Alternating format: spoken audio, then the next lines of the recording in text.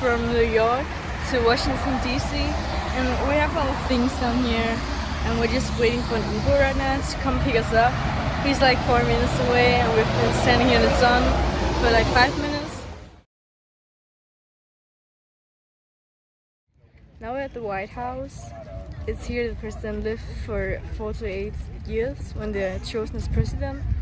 There's lots of flowers in there, and we can't go closer than this because somehow they closed off the gates. It might have been arranged, but we don't know.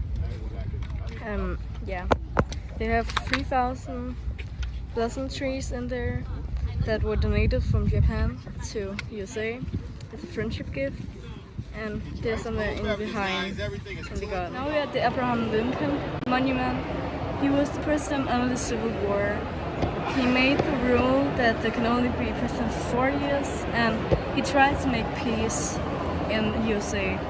They have made a statue to honor him because he got murdered under a theater he was then seeing, and one of the actors actually killed him by just shooting him straight up. And like some of the things he said over there on text, and the Washington Monument is over there. Now we have to go into a zoo in Washington DC. Back in behind me there's antelopes. It's not sure you can see them.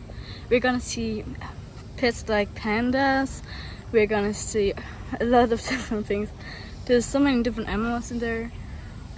I think that there's lions and tigers in there, and they have a bird area too, but that's apparently closed. And I think that they have reptiles too and fennec foxes, but we're not quite sure, so we're gonna go in now. Now we're in the elephant house where they have like 8 elephants. There's one right there right now. It's getting cooled off because it's like 30 degrees Celsius, but like the sun is on, so it feels like 45 degrees. And like they have pools and everything in here to bathe, and it's pretty cool. Now we're in the fossil hall where there's lots of skeletons from dinosaurs. There's all the different skeletons, like over there is the T-Rex trying to eat another dinosaur. Over there is some of the bigger ones. Over in that area is the ones that lived in aquariums. And over there are the ones that lived in the jungle. It's pretty cool. There are some bones from T-Rex and some that are not, but they made it like this, and it's a pretty cool big hall, and like this that's a long way up. Now we're at Smithsonian National Zoo, where right now we're in the place with the live animals, but there's lots of things here. There's like dead animals and bones from humans and extinct animals. There's butterflies over there, and there's lots of dinosaur bones, so it's pretty cool. They have aquariums over there. And yeah, now we're at the original KFC restaurant and museum. It was here that the KFC place began. It's the first official KFC, but they made a museum now, and it's been open for 30 years. It's just now that we have to go here. It's like this information about how he started a gas station. It was inspired from the gas station over there, the Shell tank, but then he made his own little gas place here, and he sold gas and opened a cafe that lays right over there, so that people would go in and buy food from him when they came to the gas station. And somehow his chicken was so good that people began just coming into the cafe for chicken at evening, or when they had to have lunch. Then he came in and bought the chicken. No one knew the recipe, but he later on sold it to then become rich by it and made his own little business, which is KFC. And he sold everything like he owned. He sold the restaurant, and he sold everything, and then he part of became the face of it. That was like what he wanted. He just wanted to be the face of his restaurant, and the recipe he sold later on, and he got like 4 cents per chicken that was sold, and that meant that when he sold 4 million pieces of chicken, he got $1 million, which is a lot. He didn't think he was gonna get this much, so actually the KFC business bought this place back after he sold it in an auction. So now it's the official museum of where you can see the official KFC and how things like the museum, and over there is one part of the kitchen. Now I'm gonna walkway here, and then over here is the rest of the kitchen. Apparently this is the door, and it was to the refrigerator that was in there at that point. Now it's just a place where you can eat. And like they made it all of this wrong, so like it's in the kitchen now. I'm not sure this is how it was before, but we're gonna go into the rest of the museum in just a few seconds.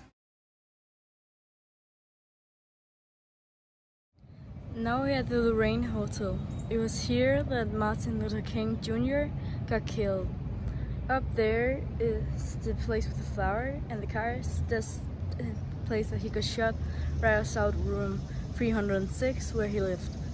He stood and talked with one of his saxophone players about the stroke that was been going on. It was a trash man that had been on a stroke, and Martin Luther King Jr. had come to support them and come to like say bless you. They say that over there was like that wall. They pointed out that from his balcony he was shot from about over there, and the shot went right into his back and into his room. This is now a museum that you can enter, and there's like lots of his cities and everywhere. Over there, for example, they say I had a dream. That was one of his main phrases because he was a bootleg. And just checked out from the hotel that we slept in this night. Over there is our hotel, and over there is a hotel that used to be Paramount Inn Suites, but apparently it went down in March, and it's just still standing there somehow. And like our hotel is so much smaller, but it's like over there on the other side, and it has like its own lake. But yeah. We are finished now here, so now we're just gonna go and check out, and then we're done.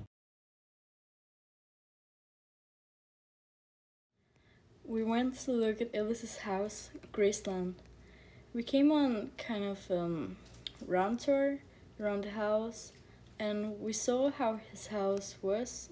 We couldn't get up on the second floor, but we could see some of the things like where his parents had lived, in a pebble bedroom, and how his rooms were, the jungle room, the place where he used to hang out with his friends and have a studio in, and the recording room which you see here.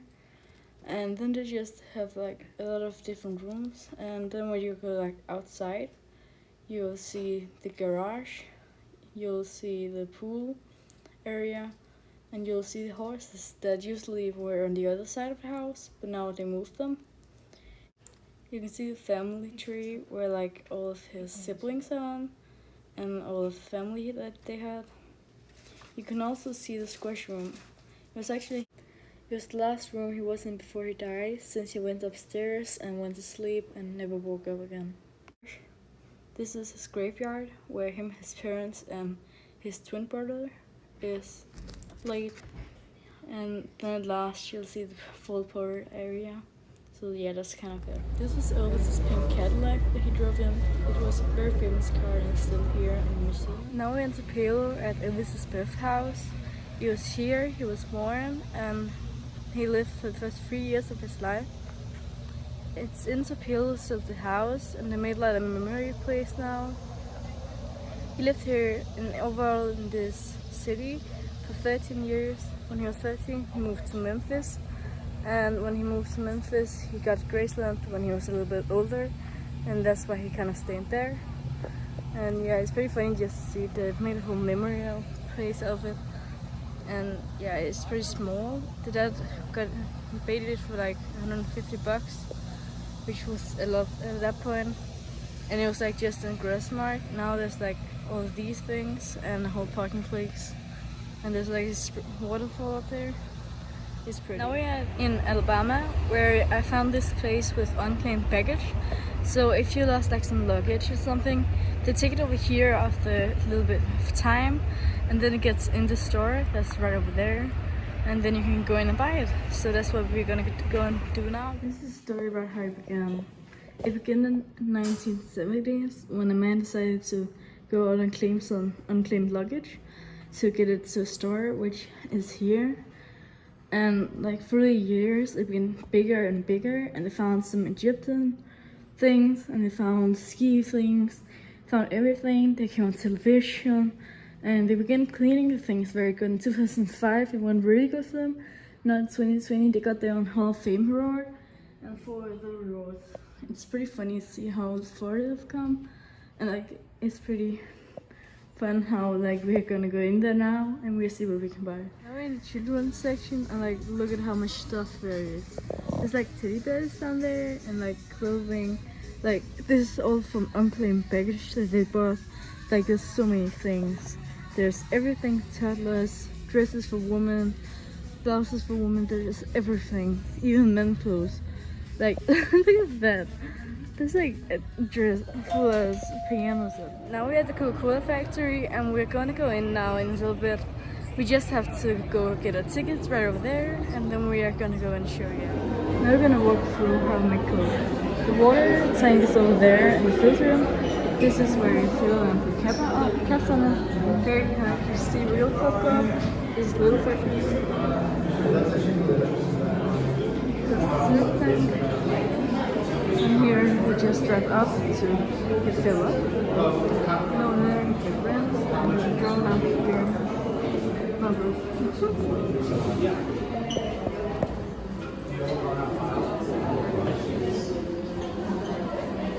That's the picking room. It also picks out. Here the big rents. And over here is the mixed bean.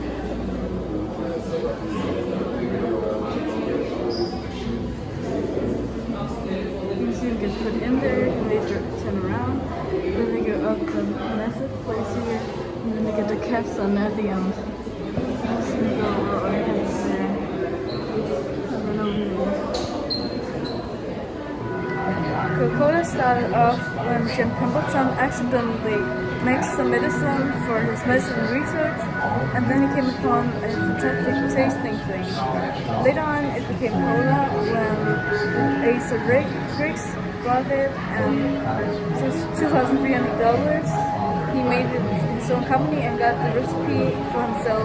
He only trusted himself to go with it, and like now there's all these things, so now we have to go in and make sure like who did what and what happened. But he made it, and he got all the rights to make Coca-Cola and didn't trust anyone. The only time you know that the recipe was transferred here from where we are in Atlanta. That was from New York, because he needed to move it there for 6 years, and he personally moved it. So like now we have to go in and everything. We just found out we sold it for $25 million to his family. So we're gonna go in and see like who owns it now. That was just from 1990. We're trying different sodas from all around the world right now. That's good.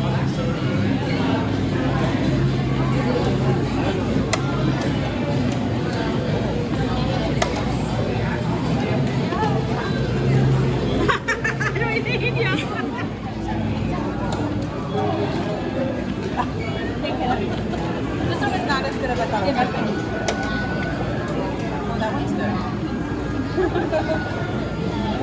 It's got peanut butter.